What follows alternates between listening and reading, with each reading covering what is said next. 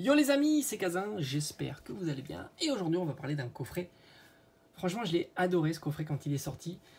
Pourtant il paye pas de mine. Au début quand il est sorti, tu t'aperçois, bon voilà, c'est un petit coffret on va dire classique. Mais il est loin d'être classique parce que les séries à l'intérieur étaient vraiment super stylées. Et la carte promo faisait le job. On est sur le coffret Latios. Alors j'aime bien savoir si toi tu as connu ou pas ce coffret. Alors évidemment il faut que tu collectionnes les boosters et ouvrir les cartes Pokémon depuis un petit moment, puisque c'est un coffret dit de Noël. Oui, tu es habitué à ce coffret-là, hein. Tu sais, par exemple, le coffret Noël pour Carrefour en ce moment, c'est le coffret Jirachi. Non pas où tu trouves cette carte-là. Carte incroyable d'ailleurs. On est sur le coffret donc, de Noël de 2015, voilà, ça date un petit peu. Et moi, je l'avais acheté à la Fnac. Et je m'en rappelle, mais très très bien, comme si c'était hier. Parce que je l'avais trouvé plutôt sympa. Malgré tout, la carte promotionnelle était qu'une simple holographique.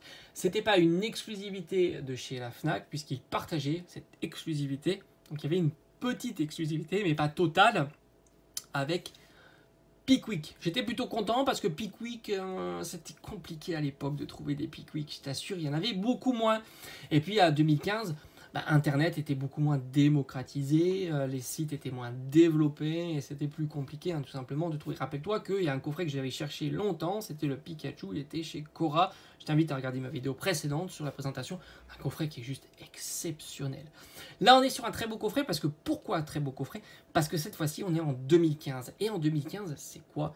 C'est des séries de Dingo à l'intérieur de ce coffret. Alors Dingo maintenant, mais Dingo aussi avant, parce qu'il ne faut pas sous-estimer là quand Origine Antique est sortie, ou Étincelle, XY Étincelle. Moi je trouvais ces séries juste fantastiques, c'est vrai, vraiment fantastiques. Quand tu vois le prix de certaines cartes qui sont vraiment encore bon marché, c'est assez hallucinant pour des séries qui ont plus de 5 ans, pratiquement 10 ans, plus de 8 ans. Bon, c'est fou, mais c'est comme ça. Moi j'ignore comment les mécanismes font que certaines cartes coûtent très très cher et d'autres pas du tout. On a l'impression plutôt que c'est l'offre et la demande. Et quand la demande n'est pas là, même s'il y a une offre faible, ça marche pas tout simplement. Ouais, c'est des mécanismes que j'ignore. Franchement, pour moi, XY, si on devait comprendre quelque chose, ce serait des cartes très très chères.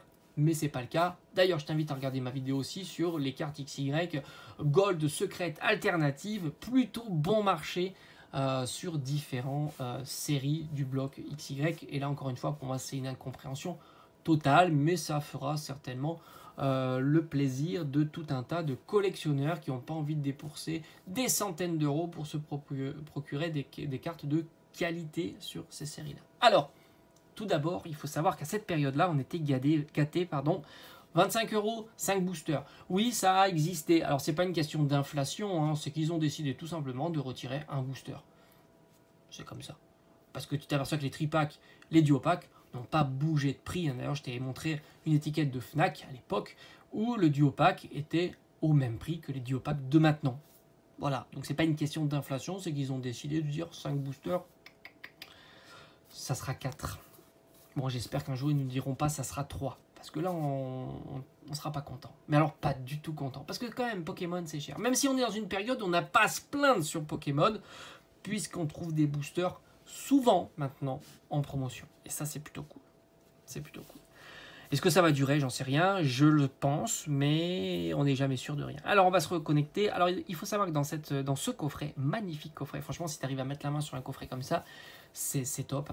Et on va essayer de l'estimer. Alors, niveau rareté, il est quand même assez rare. Moins rare que le Pikachu, mais j'ai envie de dire plus rare que certains, comme Rayquaza ou Absol, parce que moins certainement collectionné. Parce que déjà, à cette époque-là, il y avait peu de collectionneurs de scellés. Moi, je me souviens parce que je faisais partie de ces collectionneurs-là. Et souvent, on avait tendance à prioriser, encore une fois, certains Pokémon plus tendance ou plus populaires. Moi, c'était Rayquaza et Absol, par exemple, et pas Latios. Voilà. Mais ça reste un beau coffret. C'est un coffret qui est rare, mais malgré tout, la carte promo est bon marché. Oui, oui. La carte holographique, et si tu trouves cette carte holographique en vide-grenier, achète-la. Même si elle n'est pas trop chère, c'est peut-être un jour que cette carte-là montera de prix, évidemment en très très bon état.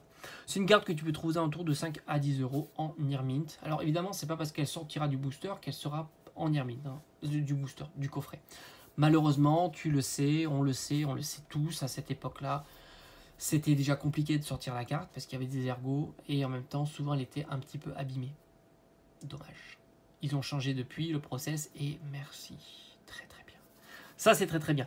Le point fort du coffret, tu l'auras compris, ce sont les séries qu'il y a à l'intérieur. Du XY, du XY, du XY, mais surtout Étincelle, Point Furieux et Origine Antique. Que des séries plutôt très chères à l'heure actuelle. On n'est plus sur les séries un peu après, hein, comme du Rupture Turbo, du Offensive Vapeur, où les boosters restent encore très bon marché. Là, non, non, non, non, pas du tout. Les boosters sont plutôt très chers. Je trouve plutôt très chers. Pourquoi? Parce que les cartes, elles, ne sont pas si chères que ça. Il y a une déconnexion entre les cartes que tu peux avoir dans la série, les cartes que tu peux trouver sur le marché, et le prix du booster scellé, qui lui est quand même très très cher. Sur du étincelle, quel que soit l'artwork, parce qu'évidemment, si tu es sur les Dracofeu, il y a une plus-value, hein, c'est comme ça, Dracofeu oblige, on est habitué. C'est une bonne quarantaine d'euros, ça veut dire que tu en as deux, ça fait déjà 80 euros pour ces deux boosters. Tu rajoutes un petit 30 euros, Point Furieux, c'est pas la folie, mais je dirais qu'un petit 30 euros, c'est jouable, et enfin un bon 40 euros pour Origine Antique, là aussi, quelle que soit l'illustration. Il y a des illustrations un peu plus tendance, parce que tu as le Mega Rayquaza par exemple qui fait un bon taf et le Hoopa évidemment un petit peu moins populaire. Donc l'un dans l'autre, avec tout ça, la carte promotionnelle, la Jumbo, les 5 boosters, tu es déjà un bon 200 euros. Et oui, 200 euros, c'est assez énorme. Tu aurais fait un bond dans le temps de 1 an, 2 ans, tu aurais eu des séries complètement différentes et tu aurais eu un prix complètement différent. Ce qui explique du coup le prix de ce coffret. Non pas par sa rareté, parce que voilà, il est rare, mais tu sais que le CD patine un peu en ce moment.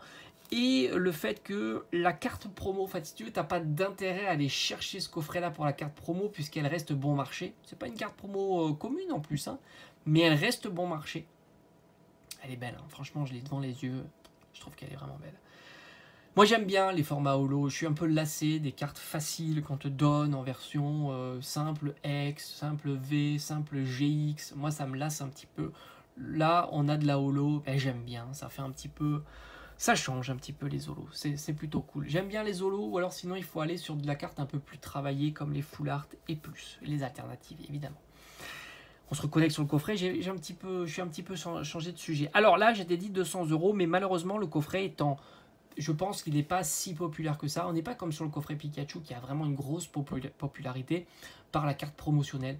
L'idée de mettre la main sur cette carte qui est vraiment très très rare, d'essayer de l'avoir en excellent état, de viser une très bonne note, etc. fait que ce coffret peut être très très sollicité.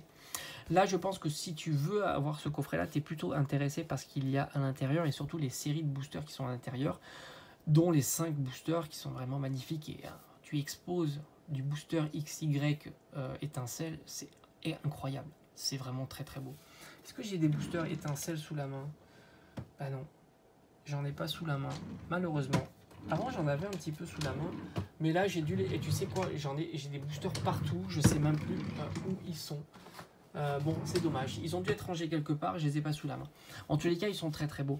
Alors je dirais maintenant, pour essayer de m'avancer un petit peu sur un coffret comme ça, par rapport à l'offre et la demande étant faible, mais je pense... la demande et l'offre étant faible, je pense qu'il y a un bon compromis à avoir, et je dirais que c'est un coffret qui devrait tourner. Alors évidemment, c'est un avis perso, et quand je dis il devrait tourner, ça veut dire que tu mets pas 6 mois pour le vendre. Après, évidemment, quelqu'un qui collectionne les coffrets scellés, qui veut rentrer une belle pièce. Évidemment, on peut voir aussi est-ce que les boosters sont bien en place, parce que ça va jouer, hein, évidemment. Quelqu'un qui n'a pas pour vocation d'ouvrir l'item, il va avoir un intérêt à les garder bien scellés, bien en place, les boosters. Quelqu'un qui va ouvrir l'item parce qu'il a envie, je sais pas, pourquoi pas faire grader des boosters, parce que ça existe, sortir les boosters, les exposer, etc. Il peut être intéressé par un coffret dont les boosters seront un peu mélangés et du coup serait moins cher. Mais je dirais raisonnablement, sans mettre 6 mois pour le vendre, je pense que c'est un coffret qui devrait valoir entre 250 et 350 euros, suivant un petit peu les boosters s'ils se baladent ou pas, l'état du scellage, etc. Je pense que c'est un prix raisonnable entre 250 et 350 euros. Après, évidemment, c'est toujours pareil. Il peut y avoir un jour des ventes réussies à 400, 500 euros. Là, c'est pas la même problématique. Tu peux avoir des personnes qui ont envie d'avoir cette belle pièce de collection rapidement, sans trop chercher, sans même proposer un prix, etc. C'est des choses qui arrivent facilement. L'item étant trop rare, on ne peut pas se fier même à quelques ventes réussies pour avoir une idée précise de la valeur plutôt réelle de cet item. Il faudrait encore une fois qu'il passe en enchère et là on verrait s'il y a beaucoup de personnes qui sont intéressées à mettre un certain prix pour un item comme ça, mais je pense qu'il pourrait être intéresser beaucoup de personnes à 250-300 euros et peut-être même à 350 euros. Mais là je suis un peu plus sceptique sur 350 euros, mais dans 200, 250, 300, je pense qu'il intéressera beaucoup de personnes, ne serait-ce pour les boosters qui sont à l'intérieur et pourquoi pas aussi pour la carte, mais elle reste encore très bon marché. Allez, je te dis à bientôt. Ciao, ciao.